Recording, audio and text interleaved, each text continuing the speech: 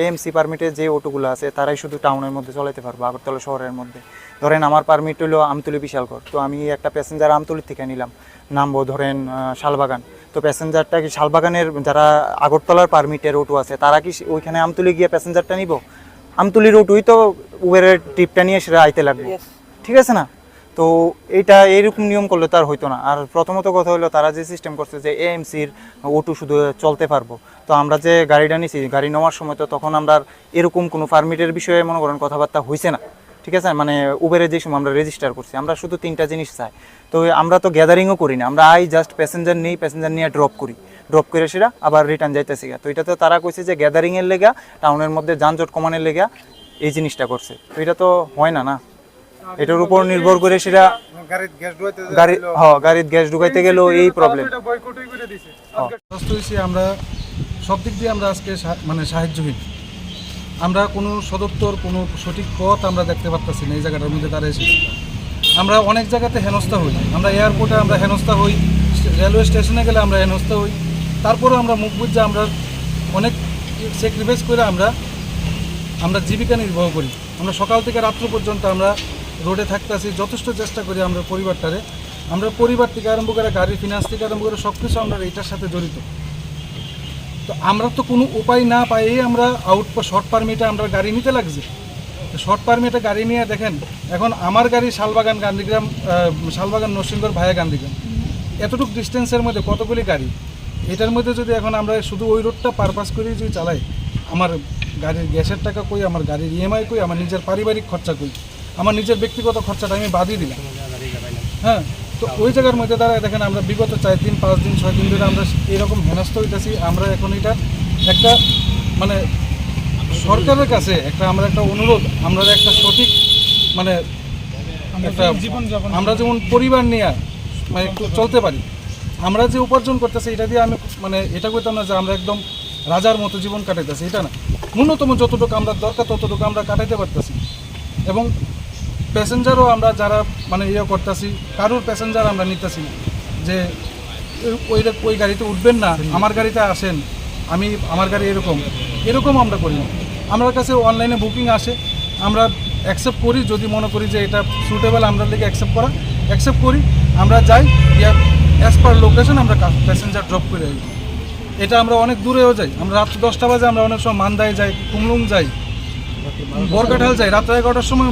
আমি নিজে পার্সোনালি আমি বরকাঠাল গেছি রাত 11টার সময়।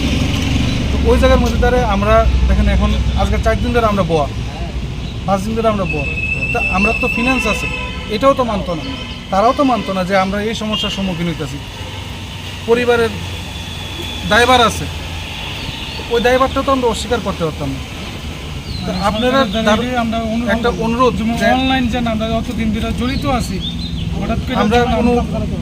আমরা যখন অনলাইনে জয়েন করি তখন আমার কাছে শুধু উবেরে যখন আমরা জয়েন করি তখন শুধু গাড়ির রেজিস্ট্রেশন, গাড়ির ড্রাইভিং লাইসেন্স অ্যান্ড ইন্স্যুরেন্স, এই 3টা ডকুমেন্টসের উপর বেস করে আমরা আগরতলা শহর। তারপরে আইলাম আমরা পুলিশের একজন দায়িত্বশীল হিসাবে একজন আসিল, তাদের কাছে আমরা কথাবার্তা বলছি।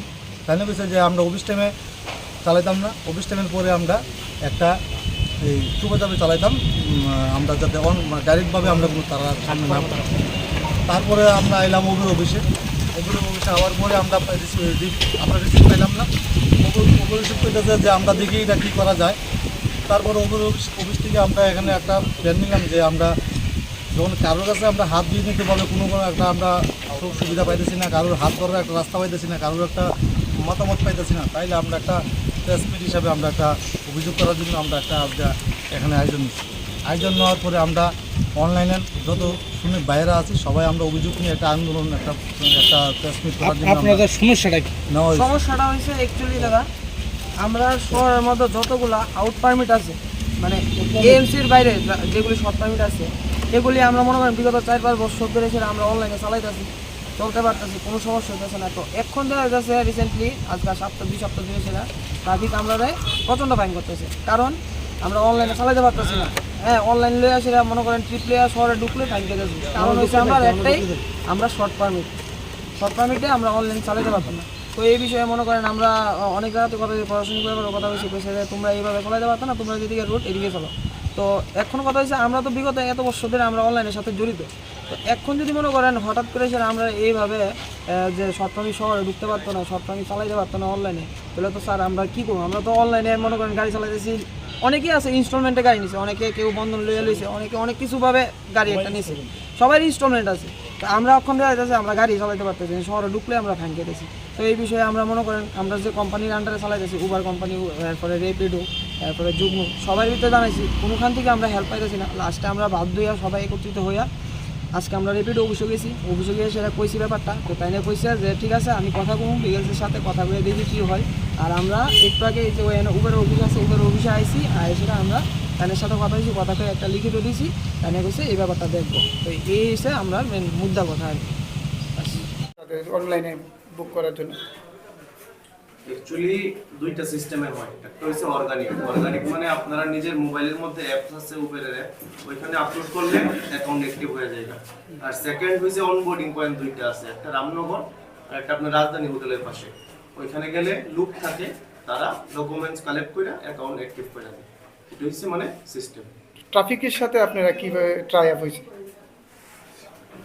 টাই আপ বলতে অ্যাকচুয়ালি মানে তারা যে এই নিউজটা আমি আজকে পাইছি, তারা সবাই আমার কইছে যে এমন এমন ব্যাপার।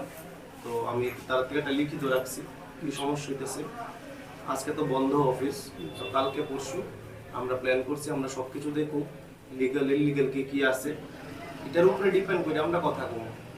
ট্রাফিক ডিপার্টমেন্টের লগে আমরা কথা কইয়া আর কি সলিউশন দেই বা কোনো সাজেশন দেই, ওইটার উপরে কথা কইয়া নেক্সট টাইম মানে কিভাবে তার সুবিধা হইব ওইটা আমরা পাবো আর কি। এখন অব্দি তো কোনো কিছু কইতে পারতাম না। আমরা ট্রাই করুন যাতে একটা সলিউশন হয়।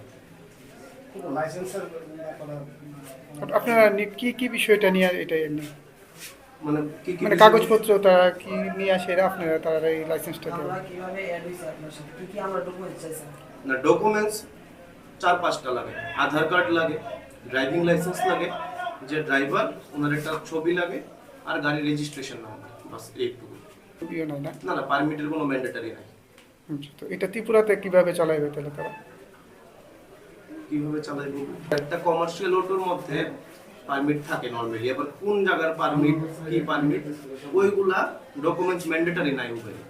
কারণ এখন সব মানে গভর্নমেন্টও আমরা ইয়ে করতেছে, মানে কি কইতাম, আগ্রহ দিতেছে যে ইলেকট্রিক ফ্লিট করার লিগে, কারণ পলিউশনের লিগে একটা ভালো জিনিস। তো গভর্নমেন্টও চাইতেছে, আর উবের অল ইন্ডিয়ার মধ্যে ইলেকট্রিক ফ্লিট চালু হয়ে গেছে অলরেডি।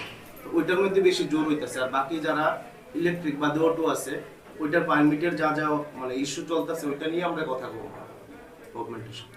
আপনার নামটা? পরমেশ্বর সিনহা। আপনি উবেরের আমি আগরতলার উবেরের এজ এ অপারেশন ম্যানেজার আমি কাজ করতেছি।